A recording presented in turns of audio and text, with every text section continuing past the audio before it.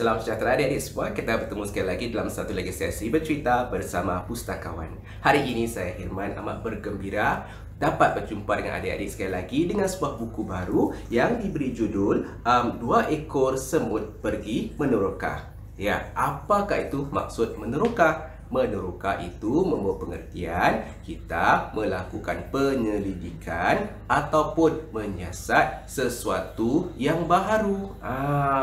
Jadi dua ekor semut ini akan pergi meneroka. Tetapi apa yang mereka akan teroka? Kita tonton sama-sama ya. Jadi buku ini telah dihasilkan oleh X Huang dan telah diilustrasikan oleh Art Notrak dan diterbitkan oleh Pustaka Nasional.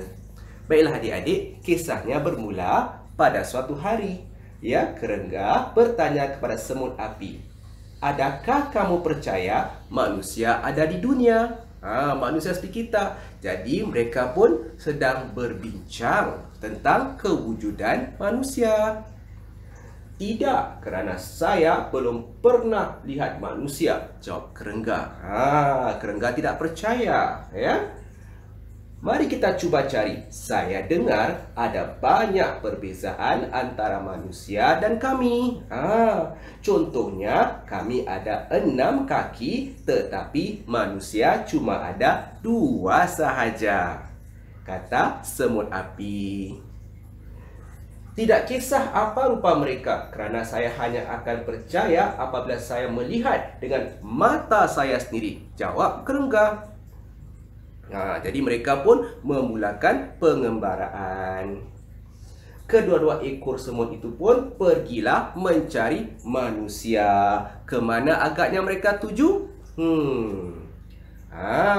Seorang budak perempuan sedang duduk membaca buku di sebatang pokok. Semut-semut itu berjalan di atas kakinya. Lihat adik-adik ya. Itu dia. Dan apakah yang mereka katakan? "Adakah kamu melihat manusia?" tanya kerengga.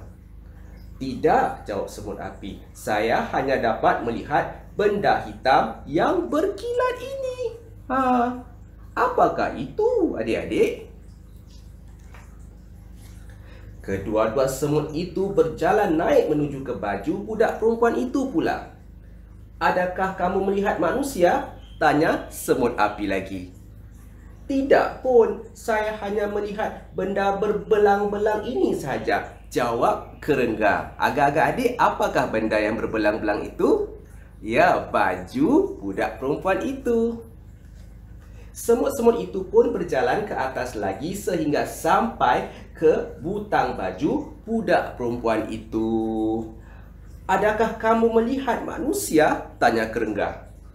"Tidak nampak pun, saya hanya lihat biskut bulat ini sahaja." Biskut bulat ini sahaja, kata semut api. Semut api cuba menggigit biskut itu.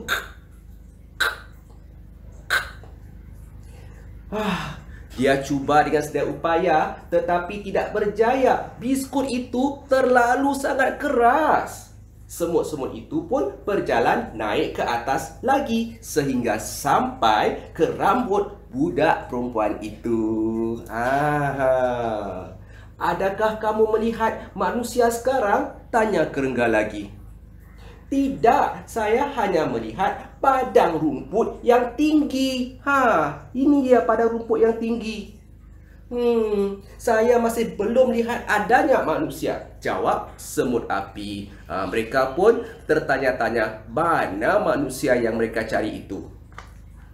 Semut-semut itu pun panjat kini sehingga dapat berdiri di atas kepala budak perempuan itu.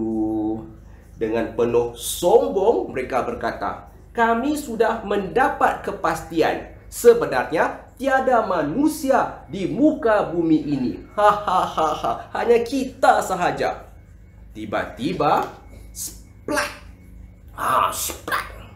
Tangan budak perempuan itu menepis kedua-dua ekor semut itu dari kepalanya. Maka kedua-dua ekor semut itu pun terjatuh. Ya adik-adik, apakah pelajaran yang dapat kita raih daripada kisah ini?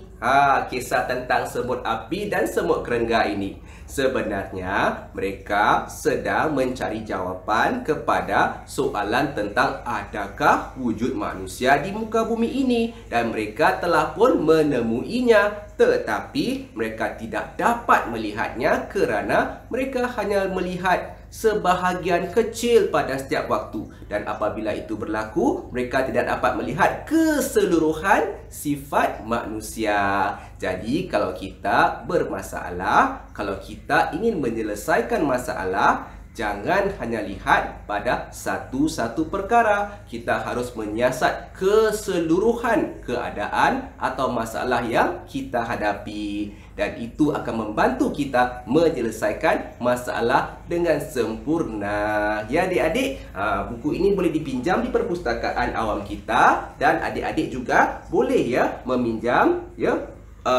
buku audio daripada kisah ini. Jadi sambil adik membaca, adik juga boleh mendengar pencerita membacakannya kepada adik-adik. Ya, hingga ke sesi akan datang. Selamat belajar dan selamat membaca. Selamat tinggal.